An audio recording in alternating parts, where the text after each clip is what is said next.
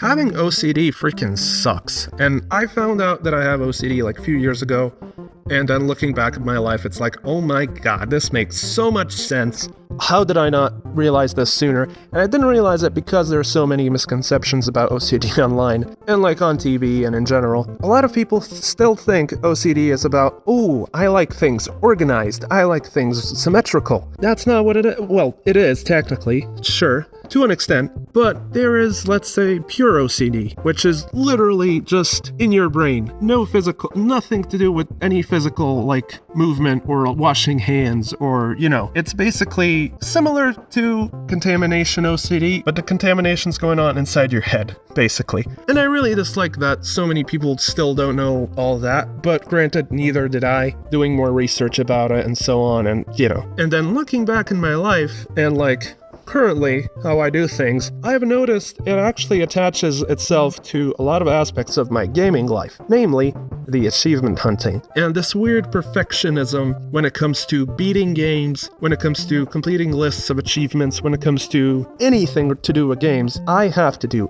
every single thing in a game and then I can drop it. Granted, sometimes I can break through that when it's like a game that's like 20 years old and like the multiplayer's dead, so all those achievements are like locked out completely. But besides that, I'm going to force myself to play through a game just because I love it. And it's this feeling of, can I really count it as a beaten game if I haven't done 300% of everything? It's a really exhausting mindset, and it helps me ruin a lot of games for myself, like Disco Elysium, for example. I've 100%ed that game on Steam. I've basically done everything there is to do. I talked to every NPC, every interaction, everything, and now I can't replay the game, ever, because I basically killed it. I've killed every single aspect of that game for myself in my brain because I know everything. And yeah, that really sucks. Now that's my experience when it comes to games, because for me, it attaches to this form of perfectionism in completing them.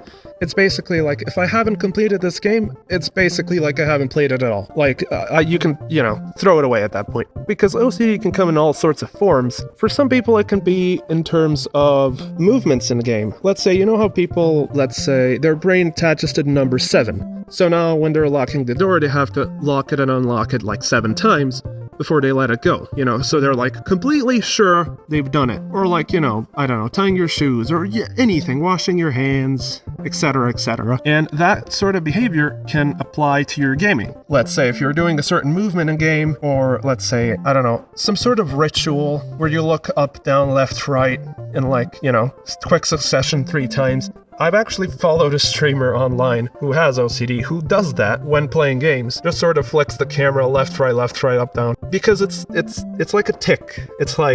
It's gonna cause you anxiety if you don't do it. It's weird to explain, but yeah, it just happens, and it's a really weird form of OCD. And it was always very fascinating to me that can happen because of the OCD, that it can affect your hobbies in that way, especially gaming. I've never really thought about that before. But yeah, for the most part, it usually attaches to that sense of completionism and sense of, all or nothing type of deal, where it's completing games or doing everything within the game, achievements, or, everyone has a different standard of what it means to complete the game. Or for some people, it can be a backlog. It's going to cause anxiety if you don't, play more games or finish certain games within a certain deadline, or, things like that. If you have that sort of mentality about games, which is causing you anxiety and just sort of, making you uneasy if you don't complete games or don't do everything in a certain time frame, etc., etc., maybe look into that, just to be sure, because that usually isn't a healthy mindset to go about a hobby. If your hobby is causing you anxiety, it's either the hobby or a certain thing about you and your behavior affecting that hobby. And yeah, obviously, if you have OCD, anything you do, it's going to apply to that, if you care about said thing. Because the thing about OCD is it attaches to things you care about. So if you care about let's say gaming, for example, it's going to attach to that. It's going to attach to movies. Let's say if you're watching movies and like you have this obsession about getting every part of the movie in your brain, you're going to, I don't know, you blink and then you rewind like 5 or 10 seconds because I could have missed something and things like that. That hasn't happened to me, but I read about it, and you know, it's very fascinating, but also very distressing if you're going through that. If you're someone with OCD who plays games, like do let me know in the comments, like what's your experience with all this? Do you have any things that I haven't mentioned? Tics or obsessions related to something about gaming? I'd really be interested in hearing about that. But yeah, that's pretty much all I wanted to say and talk about for now. I'll probably make a longer video down the line about this, but yeah, that's about it for today. Goodbye.